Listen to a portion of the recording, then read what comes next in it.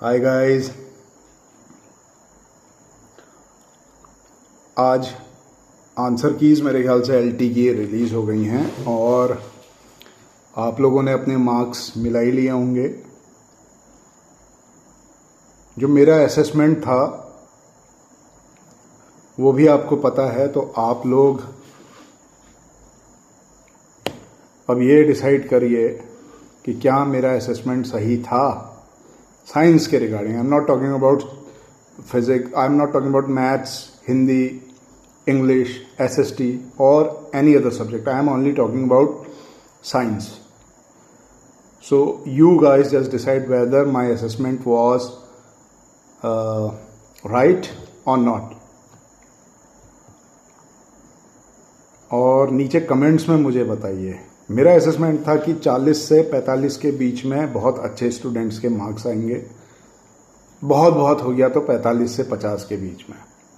ज़्यादातर के मार्क्स 25, 30, 32, 22 इस तरीके से आएंगे। आप लोगों के कितने मार्क्स आ रहे हैं यहाँ नीचे कमेंट्स में मत बताइए, किसी को मत बताइए, अपने भीतर रखिए।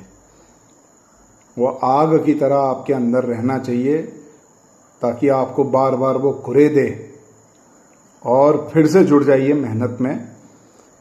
अगर आप ये सोचेंगे कि आयोग अपनी गलती मानेगा, नहीं दोबारा पेपर करेगा, तो मुझे नहीं लगता है ऐसा कुछ होगा। हो जाए तो बहुत अच्छा है, बट मुझे बिल्कुल नहीं लगता है कि आयोग अपनी गलती मानेगा। देखिए, आयोग वायोग कुछ है नहीं, आयोग में भी तो इंसान ही हैं, और जो वहाँ बैठे हुए इंसान हैं जो काम कर रहे हैं उनका सीधा सा फंडा ये है कि वो आयोग नाम की ढाल के पीछे छिप जाते हैं। लोगों को ना उन आदमियों के नाम पता हैं, ना उनकी पोस्ट पता है, कहाँ रहते हैं ये भी नहीं पता है, और इसी ढाल के पीछे छिपके ये लोग पूरी जनता को परेशान करते हैं। पूरी जनता को, इन जितने बच्चे हैं इस आयोग की वजह से परेशान हैं। मैंने एक ऐसा व्यक्ति अभी तक अपनी लाइफ में नहीं देखा जो आयोग की तारीफ करता हो। मैं आपको सच बता रहा हूँ। तो आयोग की जो मेथड है वो परेशान करने वाली है। और वो परेशान क्यों करते हैं जानते हैं? क्योंकि उनका चेहरा नहीं है। जिस दिन पब्लिक को किसी आदमी का चेहरा पता चल गया कि हाँ ये आयोग का ये है जो हेड है, तो पब्लिक उसको पकड़ के बहुत परेशान करेगी। उसको पब्लिक पता नहीं उसके साथ क्या करेगी। तो आप जाके आयोग का तो गला नहीं पकड़ सकते। आयोग कोई व्यक्ति थोड़ना है। तो जो व्यक्ति आयोग के पीछे छिपा बैठा है, जो षड्यंत्रकारी, जो शैतान, जो दुष्ट, ये उसकी गलती थी। या आप बच्चों की गलती बिल्कुल भी नहीं थी। आप हताश निराश ना हो। 3 महीने 4 महीने के टाइम पे समुद्र जैसा सिलेबस देके आप लोगों को उसने पढ़ने पे विवश किया और उम्मीद ये की कि आप लोग 45% से ऊपर लाएंगे, जबकि पेपर इस आयोग ने उस स्टैंडर्ड का बनाया था कि इवन आपके 20-25 मार्क्स 30 मार्क्स में आप लोग अटक जाएं। तो हमारा जो असेसमेंट था वो अभी तक मेरे पास व्हाट्सएप में करीब 500-600 मैसेज आए हैं और पर्सनल मैसेज सबने भेजे हैं, और सभी के नंबर करीब उतने ही हैं जितने मैंने कैश किए थे। करीब उतने ही हैं। एक का मेरे पास मैसेज आया कि सर मेरे 51 मार्क्स आ रहे हैं। तो 51 जिसके आ रहे हैं वो ठीक है, गुड, बहुत अच्छी बात है। आगे देखिए अभी क्या होता है। अभी तो आंसर कीज आई हैं, अभी ऑब्जेक्शन भी लोग लगाएंगे, हो सकता है फिर ऑब्जेक्शन को कंसिडर करेगा नहीं करेगा आयोग, हम कुछ नहीं कह सकते इस विषय में। तो आयोग अपनी बदमाशियां छोड़ेगा नहीं, तो हमको उसी के हिसाब से ढलना पड़ेगा। दूसरा मैं आपसे ये कहना चाहूँगा ना कि सरकार बहुत सोच समझ के चुनिएगा। जब भी आप सरकार चुनेंगे, कोई भी सरकार चुनें, जब भी आप वोट करें, क्योंकि हमारे पास सबसे ज़्यादा पावर जो है वो वोटिंग की पावर है, और सबसे ज़्यादा हम यूथ जितने भी हैं इस प्रदेश में, इस देश में सबसे ज़्यादा नंबर में यूथ हैं। तो हमारे एक वोट की वजह से देखिए हमारी किस्मत तय होती है। अगर हम थोड़े सेंसिबल लोगों को चुनते हैं तो वो बच्चों की बातें सुनते हैं, और अगर हम ऐसे इनसेंसिटिव लोगों को ऊपर अपने सर के ऊपर बैठा देते हैं तो वो हमारा ही गला पकड़ के ये कह देंगे कि तुम्हारी गलती थी, तुम्ही ने नहीं पढ़ा। ठीक है, तो ये मेरी बात बहुत ध्यान से आप लोग सुनिए। इसलिए वोटिंग की ताकत को आप पहचानिए और थोड़ा संगठित हो जाइए। संगठित होंगे तो आपका जो गुस्सा होगा वो सरकार को नज़र भी आएगा, सबको नज़र आएगा। और जब पब्लिक का गुस्सा किसी पॉलिटिकल पार्टी को नज़र आता है तो वो दिखता है। ठीक है, आपके किसी भी नेता ने जिसको आपने चुना था उसने कभी आपकी आवाज़ नहीं उठाई। इस विषय पर एलटी के विषय में कोई नेता बोला अभी तक, कहीं कुछ बोला कि पेपर ऐसा आ गया था? जबकि आप किसी भी यूट्यूब के किसी भी चैनल के किसी भी वीडियो के नीचे कमेंट्स देखिए, सब में एक ही चीज़ है कि एलटी का पेपर बदमाश लोगों ने बनाया था, गंदी नीयत से बनाया था। तो अब क्या है, अब आगे की कार्रवाई ये है कि आप लोग अब हताश ना हो। अब जो बीत गया छोड़िए, उसको भुला दीजिए, तैयारी करिए। खुशी की बात यह है कि आज से हमने बायोलॉजी की क्लास स्टार्ट कर दी है। आज हमारी पहली क्लास थी, पहला लेक्चर था। हम फिर से तैयारी करेंगे और उसमें 45-46 बच्चे आके जुड़ गए हैं। अभी उसमें बहुत कैपेसिटी है, आप लोग आके जुड़ते रहिए। लेक्चर हमारे पास जो है वो वीडियो रिकॉर्डिंग में भी रहता है और रिकॉर्डेड वीडियो भी आप उसमें देख सकते हैं। बायोलॉजी के लेक्चर कैसे लेक्चर रहे, अगर ये वीडियो वो लोग देख रहे हैं जो उस क्लास में मौजूद थे, वो नीचे कमेंट्स में ज़रूर बताएं कि आपको कैसा लगा, ताकि दूसरे बच्चों का मनोबल बढ़े या दूसरे बच्चों को हकीकत पता चले कि कैसी क्लास है। कम से कम हम अपनी तरफ से किसी को ठगने का तो काम ना करें। सच को सच लिखना ज़रूरी है। अगर कोई अच्छा है तो वो अच्छा है, और अगर कोई अच्छा नहीं है तो आप उसको बुरा मत लिखिए, उसको दूसरे ढंग से कह दीजिए कि मुझे समझ में नहीं आया। ठीक है, लेकिन सच लिखिए ताकि दूसरे बच्चों को किसी को धोखा ना हो। और बहुत से लोगों के मन में ये डाउट है कि हम क्लासेस कैसे ज्वाइन करें। देखिए, क्लासेस कैसे ज्वाइन करें मैंने आपको बताया है कि मेरा एक फ़ोन नंबर है 6396007220। इस पे मुझे व्हाट्सएप भेजिए। मैं आपको एक लिंक भेजूंगा, व्हाट्सएप के ही अंदर एक ग्रुप बायोलॉजी का है, उसमें जोड़ूंगा। बायोलॉजी का जो हमारा ग्रुप बना हुआ है क्लास का, उसमें जुड़ने के बाद जब आप जुड़ जाएंगे उस ग्रुप में, उस ग्रुप के अंदर आपको एक लिंक भेजा जाएगा एक ऐप का, टीच मिंट ऐप है। वहाँ हमारा एक अकाउंट है, आईडी आपको प्रोवाइड वहीं करी जाएगी। आप आइए, क्लास ज्वाइन करिए और बाकी जो फॉर्मेलिटीज़ हैं हम व्हाट्सएप में डिस्कस कर लेंगे। और फीस के विषय में आप ऐसी कोई ख़ास चिंता मत कीजिएगा, बिल्कुल परेशान मत होइएगा। नीचे कमेंट्स में बच्चों आप ही बता दीजिएगा, अगर जो पढ़ रहे हैं मुझसे, जो पढ़ रहे हैं स्टूडेंट्स या जो भी कैंडिडेट्स पढ़ रहे हैं, तो उनसे हमारी फ़ीस में बात हुई है। अपनी फ़ीस तो नीचे कमेंट्स में मत बताइएगा, लेकिन ये ज़रूर बताइएगा कि क्या हमने जो प्रॉमिस किया था उस पर हम खरे उतरे या नहीं उतरे।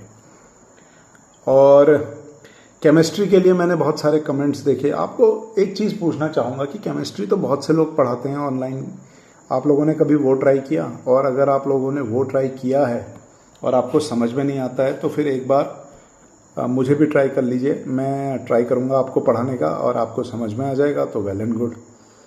ठीक है, केमिस्ट्री के भी एक बार मैं आपको लिंक शेयर करूँगा। इसी नंबर पे मुझे व्हाट्सएप ज़रूर कीजिएगा, और मौके बार बार नहीं आएंगे। ठीक है।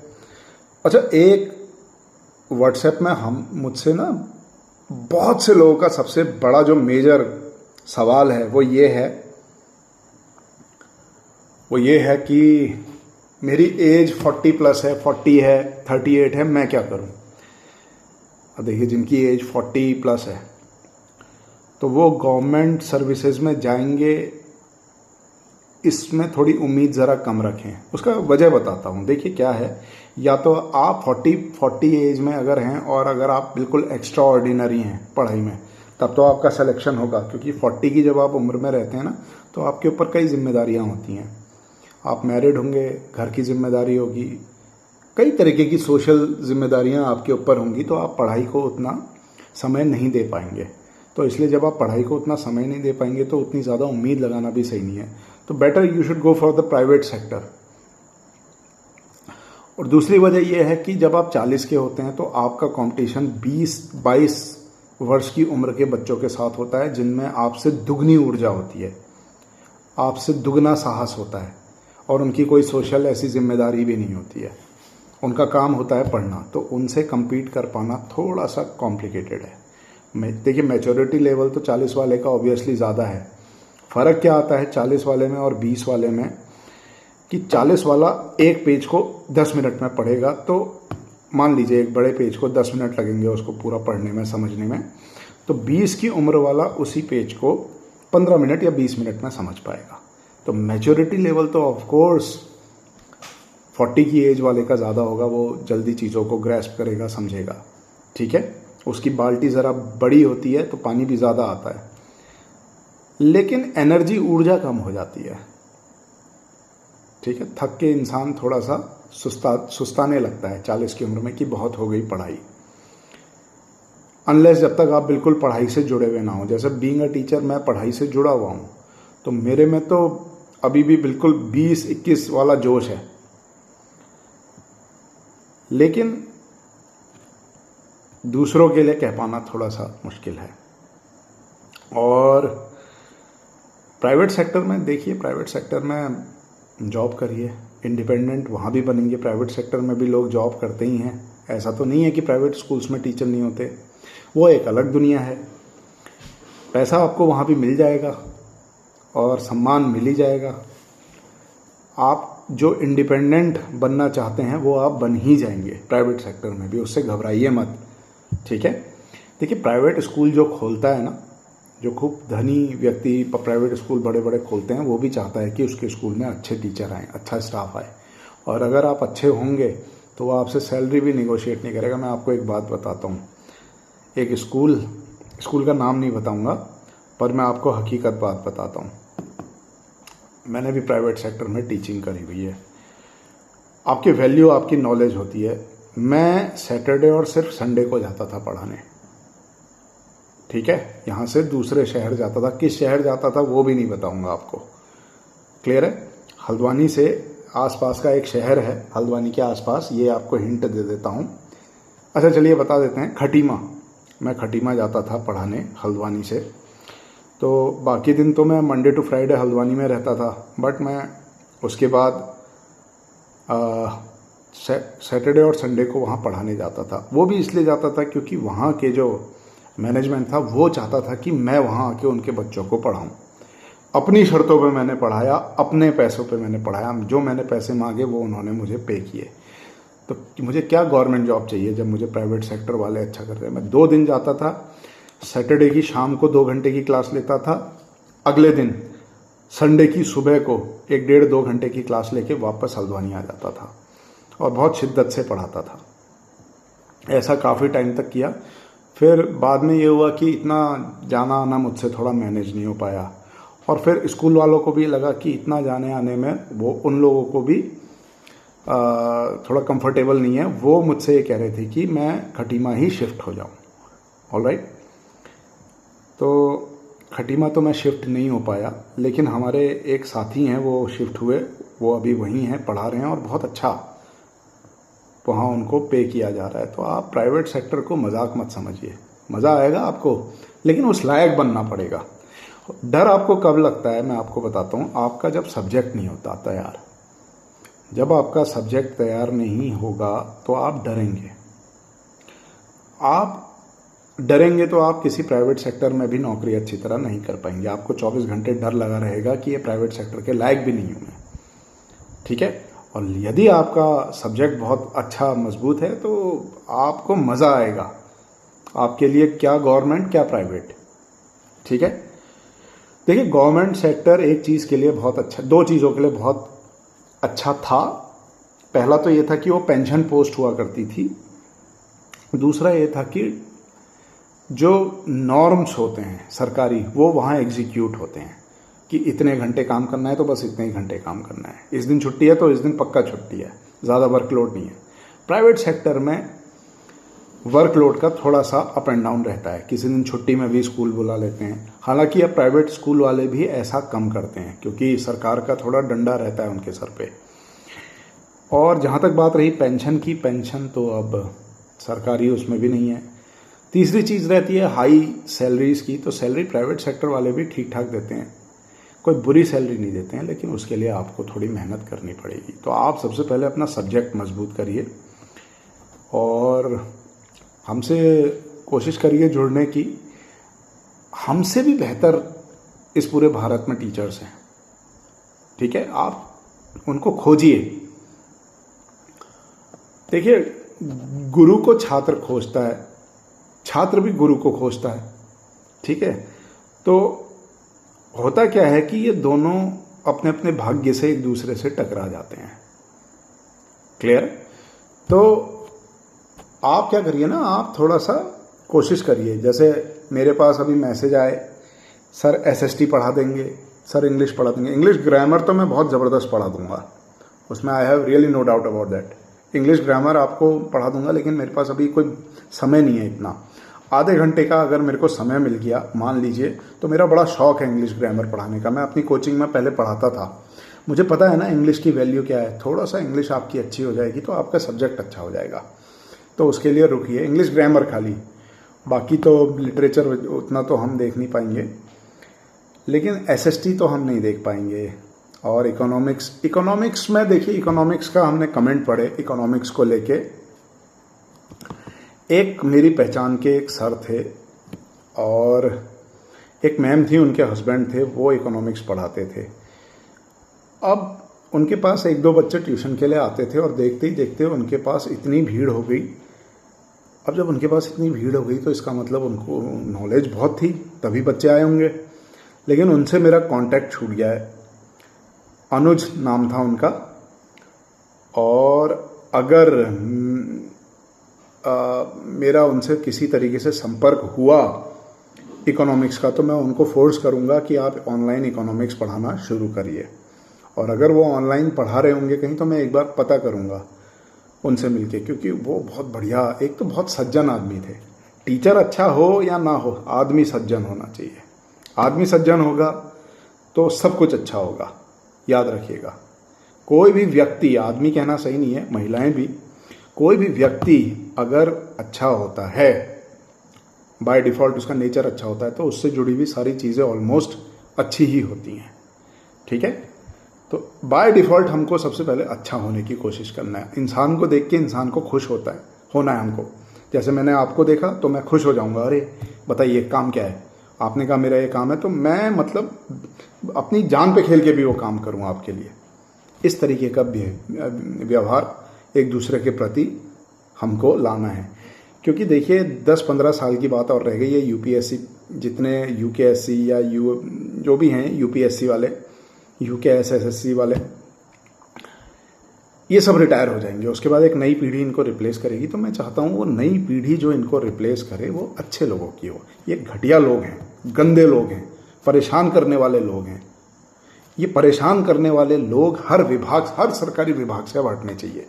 तो हम लोग अब इस तरीके से काम करेंगे, अच्छा बनने की कोशिश करेंगे, एक दूसरे की मदद करने की कोशिश करेंगे। अगर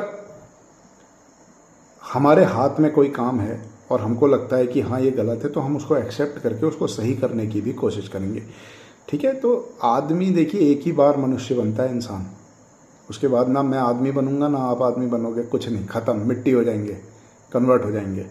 बड़ी मुश्किल से हमें मानव जीवन मिला है, यही स्वर्ग है, इसको अच्छे से जीते हैं, मिलके जीते हैं। तो पढ़ाई दोबारा से स्टार्ट करिए, रीस्टार्ट करिए। बायोलॉजी की क्लास मैंने आपको बता दिया है, लिंक बता दिया है, और बाकी सब्जेक्ट्स का भी मैं धीरे धीरे पता करके आप लोग को अपडेट प्रोवाइड कराऊंगा। तो आज आंसर कीज़ आप लोगों ने मिलाई।